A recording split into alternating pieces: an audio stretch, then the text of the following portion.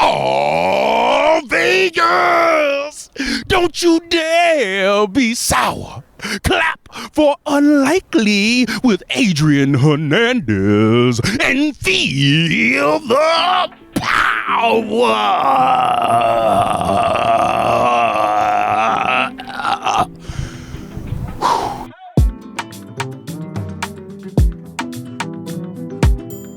I didn't think I'd have to respond to a VladTV interview. Me neither. When it came to wrestling. And to be honest, to be perfectly honest with you, I assumed that there was issues between you and Swerve. Got a lot of love for both of y'all. So what I did is minding my own business, and I stayed away from it. But I wanted to give you this platform. If there's anything you wanted to say or respond to. I mean, I don't have no problem with the nigga. I don't have no issues with Swerve. I just saw him on Sunday. It was all hunky-dory. I just don't know where this shit be coming from. I mean, he obviously did the interview before he saw me on Sunday at the benefit, the benefit for Bay. Shout out Chris Bay. That's the reason I'm in Vegas. That was the first show we had both been booked on together in damn near 4 years. No, 4 years since WWE. So it was, wasn't no problem, wasn't no issue. So I didn't know when I woke up today and saw people tagging me in a Vlad interview, I was confused because, I don't know where the static is coming from. Because, I know for a fact, I just talk facts. I talk facts. Fact of the matter is, first time I saw Swerve in 2 years was at the Mike Tyson-Jake Paul fight. We were in the same suite. Soon as he walked in the suite, I walked right up to him and said, "Yo, is we good?" He was like, yeah, we good. So I'm not really understanding where this is coming from because I was ready for the static and there was none. So, I'm not really sure where this is coming from. I don't know why it even got brought up on an interview from, I don't know when they shot the interview, but why are we talking about me? Yeah. On Vlad TV? What the fuck am I doing with anything that you got going on? I made a point to not talk about Swerve.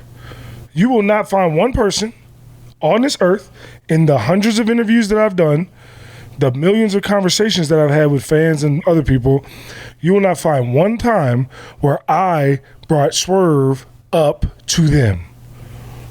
They bring him up to me. And again, today, he was brought up to me.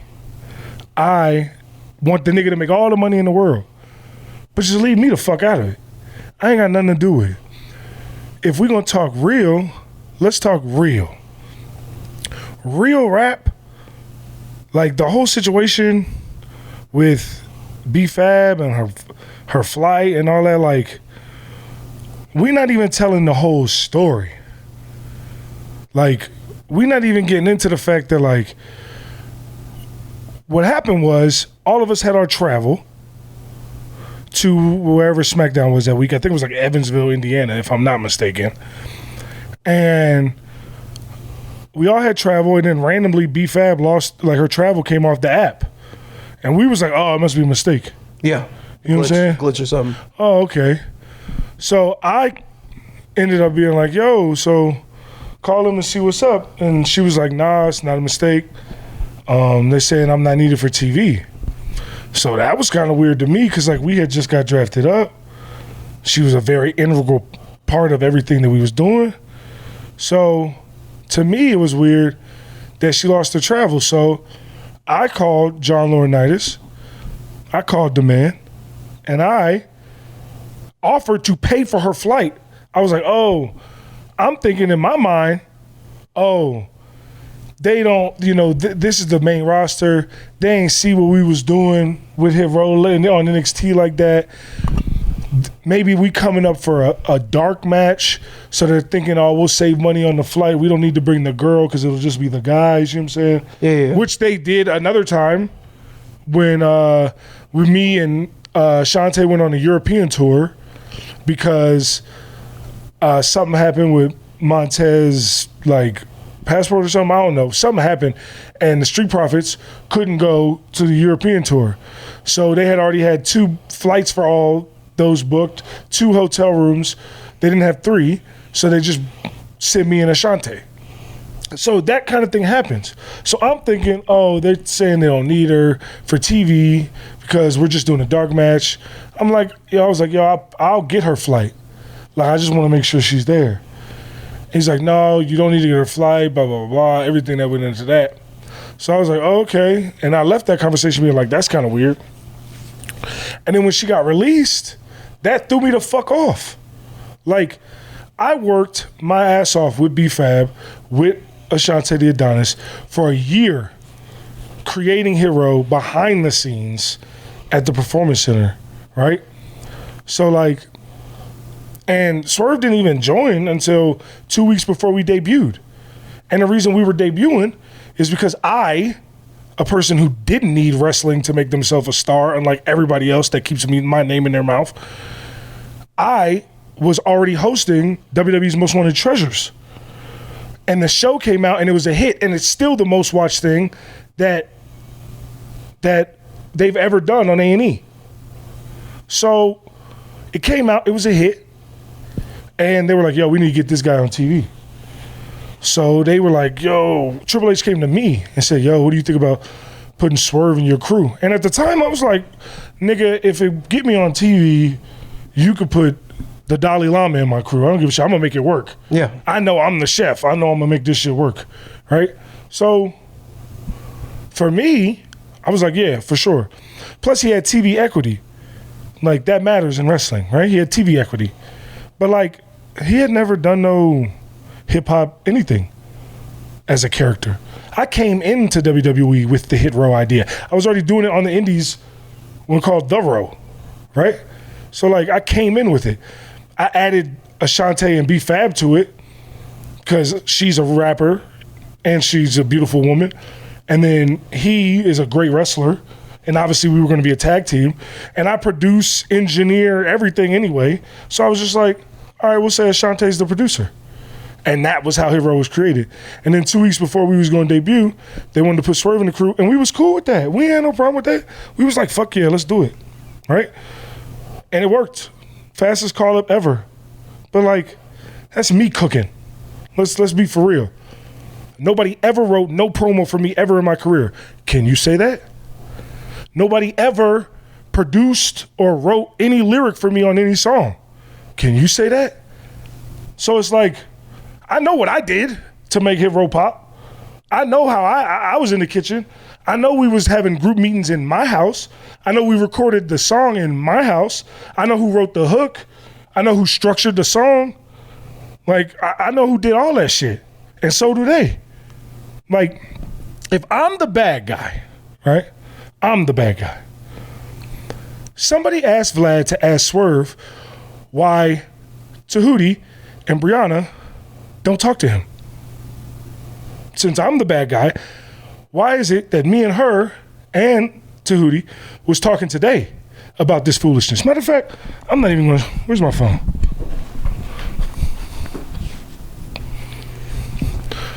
Oh, let me get off backyard baseball. Hold on. I ain't even gonna, you don't read anything out loud. But tell me if I'm lying. Tell me if I'm lying. Start right there and just read everything. Yeah, tell me if I'm lying. I can confirm. Am I lying? I can confirm that you're not lying. Oh, go keep going. Am I lying? Man, everything I say backed up by facts. I don't just be talking out the side of my mouth. People we want to come and say, oh, he was aggressive. Every black dude in America that's big and has something to say is aggressive. Keith Lee was called aggressive. Keith Lee's one of the nicest people I've ever met in my life. I was called aggressive. Why? I never raised my voice. I never once, was disrespectful in any way. When I was 12 years old, me and my father almost got killed by police because they thought that we were two grown men that robbed a bank like a week earlier because we was two black dudes in a white truck, even though they was in a white van when they did the robbery. That didn't matter. At 12 years old, I learned, hey man, the world sees you as a fucking threat. And you gotta account for that. That's why I wear bright colors a lot of the time. That's why whenever I go somewhere that's close to a sundown town, I wear my Alexander Ovechkin Capitals jersey that's sitting right over there. Why? Because white people ain't scared of a brother in a hockey jersey. They're actually willing to talk to you, right?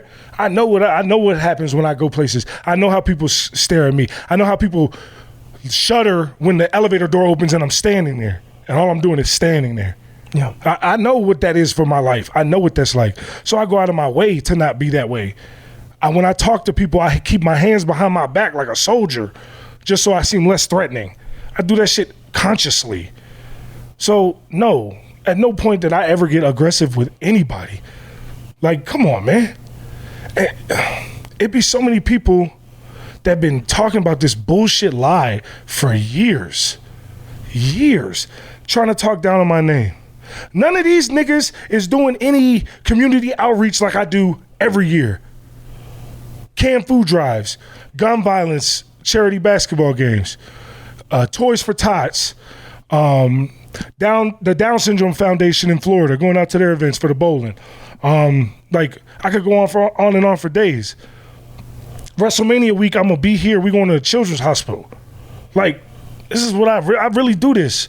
And people constantly talk down on my name like to get gravy points.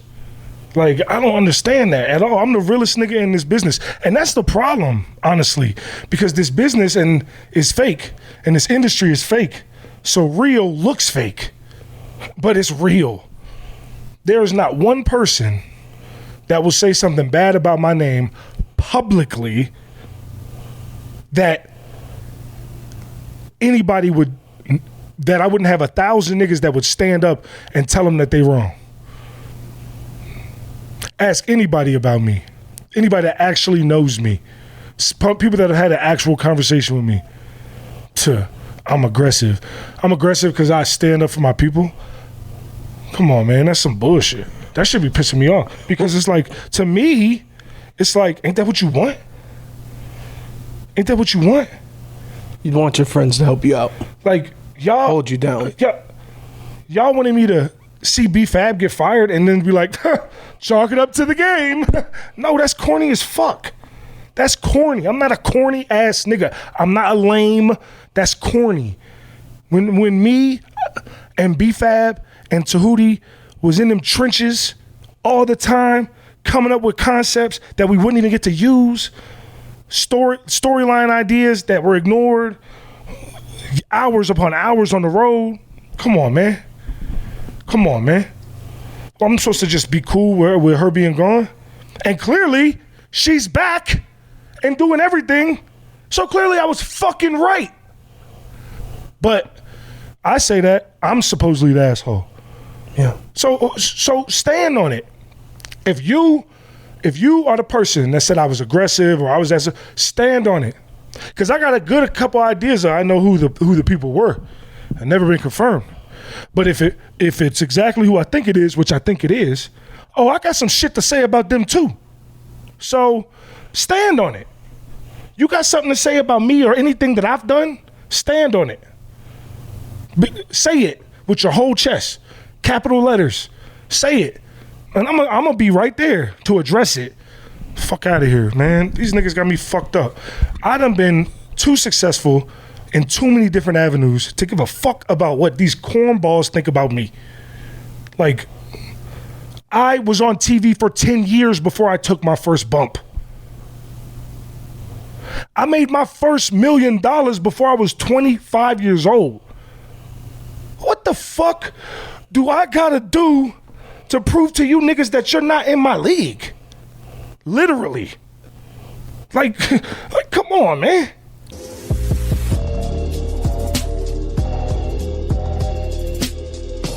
Let me ask you. A lot of people with the tweet and some of the quotes that went viral. A lot of people were like, "You were the reason that everyone got fired." Anything you want to respond to that? That's what I'm saying. That's some bullshit. That's what I'm saying. That's the whole thing I'm talking about. This bullshit about me being aggressive and all that other bullshit. That's whack. I'm the reason we all got fired, right? If I'm the reason we got fired, why did 20 other people get fired the same day? Yeah. If I'm the reason we got fired.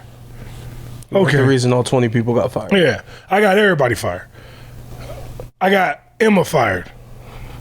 I got Madcap Moss fired. Get the fuck out of here, man. And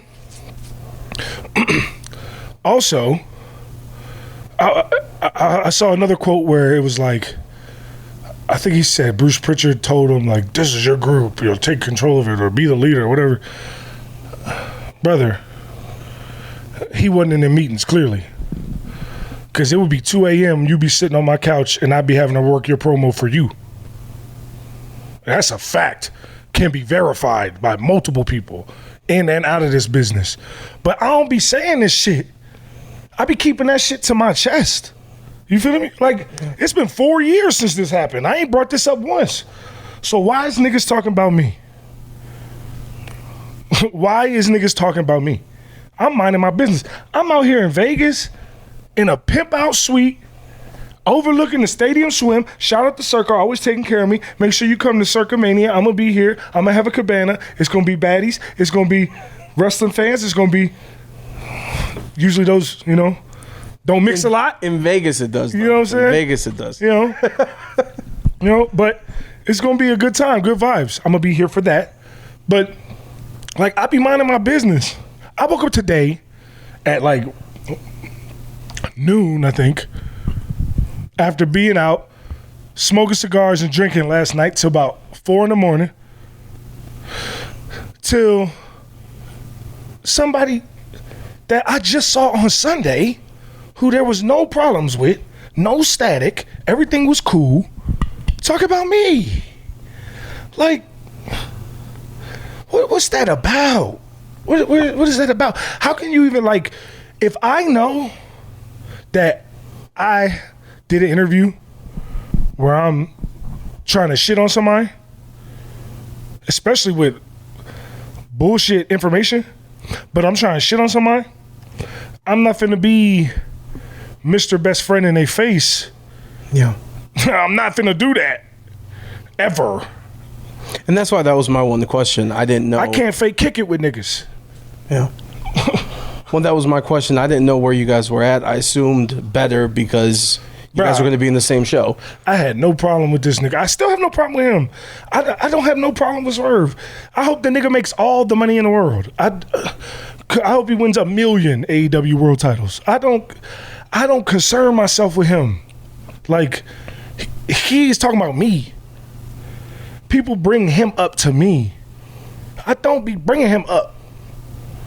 Like, even go back and look at when, I remember, like, it was maybe last year, I did like a Spaces, and the niggas who was running the Spaces, like, try to, like, play gotcha with me about some shit that had to do with Swerve.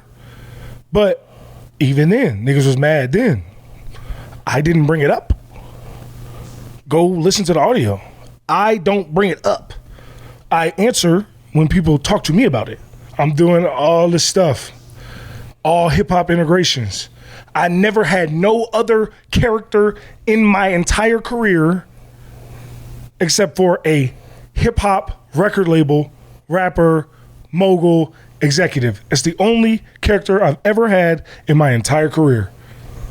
Okay? I don't have to fake kick it. I don't have to pretend to be something I'm not. I'm really that person. I've been getting money. So it's like, why does that then translate and it becomes a huge thing in hip-hop? Now hip-hop is everything, everywhere in wrestling. Yeah. From Travis Scott to real hip-hop. I was doing that in 2021. And you can even say, like, well, R-Truth he was rapping before then. Yeah, he was. And R-Truth is a great rapper. But if you ask Truth himself, he don't put none of his real rap in what he doing in WWE. They got that one song that he does every time, and it's great, and the fans love it. But he himself will tell you that. Like, he himself will tell you that. John Cena don't get enough love for actually being a real spitter. The man got bars, but he was playing a character, and he will tell you that. Yeah. He will tell you that. Like, this is me. This is my suite at the Circa that we hear. True or false? It's true. And thank you.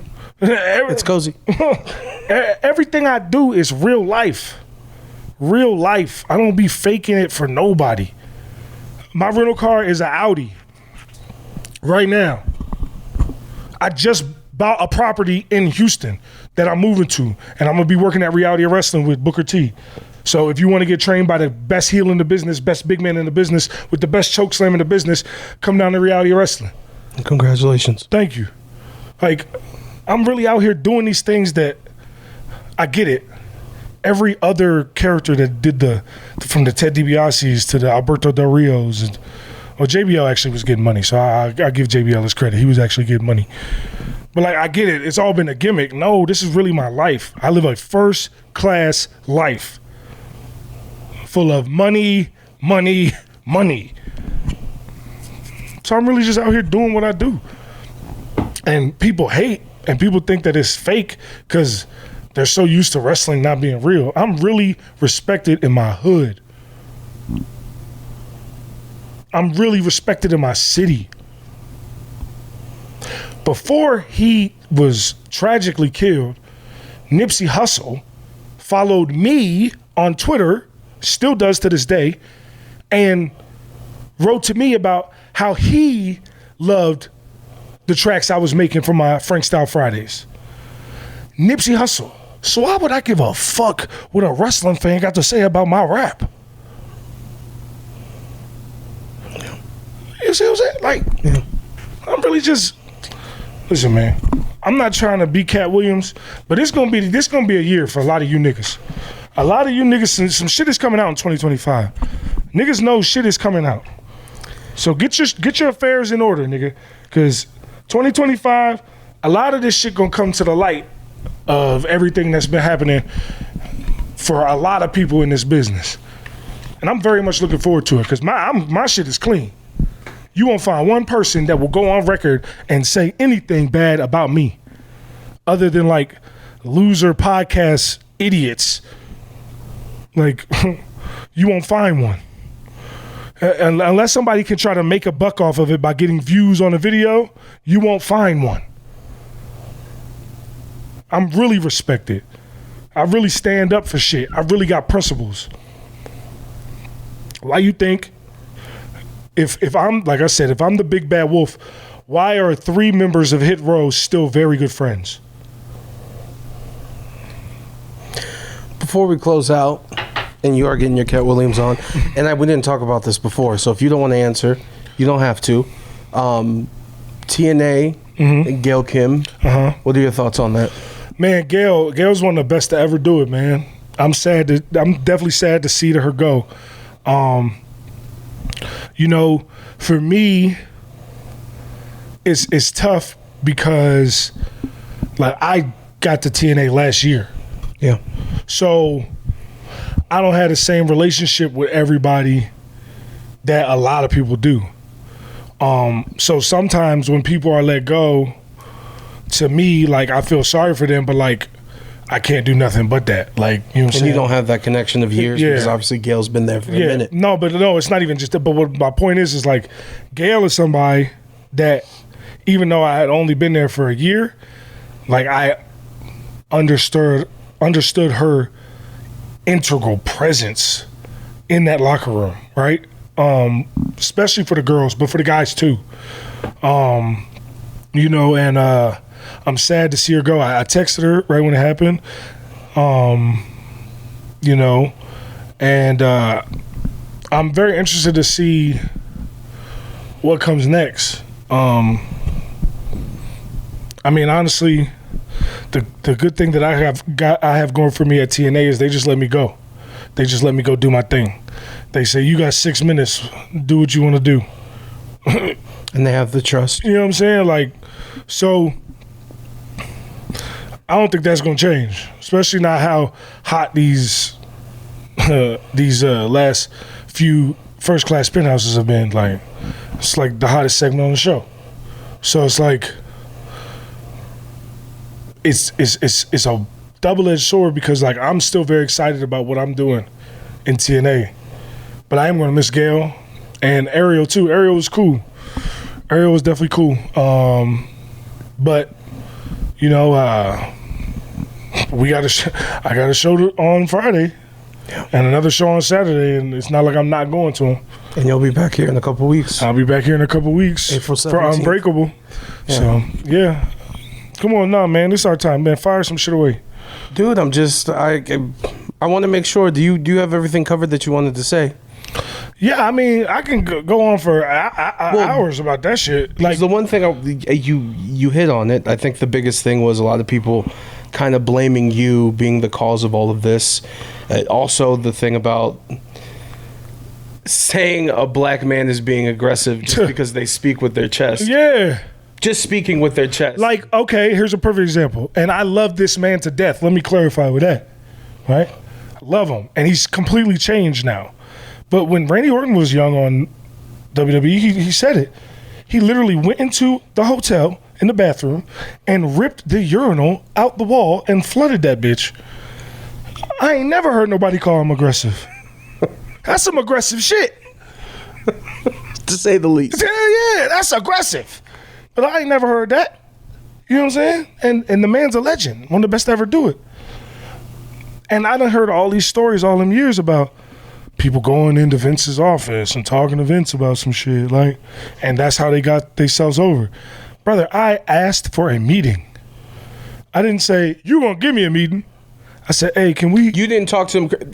This, I'm assuming, what Swerve was mentioning is that you called John Laurinaitis. Mm-hmm. This wasn't you yelling at Vince. No. Or no, I never yelled at nobody. Okay.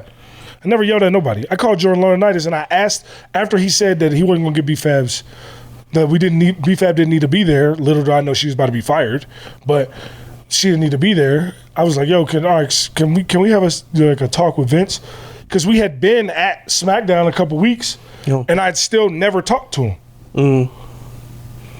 And he literally just fired, or was about to fire, like somebody I worked very closely with, somebody that I care about a lot, and I would like to have a discussion with somebody. I'm an asshole for that? And that conversation did happen. Yeah, the conversation happened in the hallway, just like Swerve. That part was true. The conversation happened in the hallway. It was, if anybody was aggressive, it wasn't me. You saw the quotes. What Swerve was saying that he was saying that shit. That part is true. But I wasn't the one getting aggressive at all. Man, I know how it looks when I get aggressive. I'm a real live silverback gorilla. This wrestling shit got y'all confused. If you're not a professionally trained fighter, I will kill you with my bare hands. Like, I understand that. So I go out of my way to not look aggressive. So to pretend that I was doing that is crazy. Crazy. I don't ever bring this up. Like, I don't talk about these things. But I'm tired of people thinking that they can just say whatever they want about me. This is the year, 2025 is the year we coming for you niggas, man. All y'all that ain't living right, ain't doing people right, pretending that you better than you are, hiding in the shadows on some shady shit. We coming for you niggas this year. 2025 is the year the real niggas win. Huh.